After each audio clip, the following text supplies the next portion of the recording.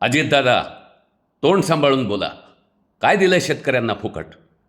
अर्ध्या भावामध्ये हमी भावाच्या निम्म्या भावात सोयाबीन लुटलं जात आहे. कापूस खरेदीची वाट लागलेली आहे. ऊसाची रिकव्हरी करून नुकसान केलं जातं आहे. कांद्याचे भाव पाडण्याकरता नाफेडची खरेदी केली जाते. खतावरची सबसिडी काढून GST त्याच्यावरती लावता. अरे घामाचं दाम तुम्ही देत नाही आणि शेतकऱ्यांना फुकट काय देता? आणि तुम्ही MSC बँकेचा आसरा घेऊन कारखाने आणि जमिनी बळकावायचा काम तुम्ही केलं. 70,000च्या घोटाळ्यामध्ये तुमचं नाव आहे. आज त्या तडीपारच्या आशीर्वादानं तुमचं घड्याळाचं चिन्ह आहे. उद्या हे चिन्ह गेल्यावर काय हाल होईल? शेतकऱ्यांशी अशा पद्धतीनं बोलाल तर तुमच्या घड्याळाचा पालापाचोळा केल्याशिवाय जनता राहणार नाही महाराष्ट्रातली. लक्षात ठेवा. कालच कर्जमाफीची घोषणा करता सरकार तुमचं करत आहे आणि आज लगेच उलट्या बोंबा त्या ठिकाणी सुरू करताय. चालणार नाही.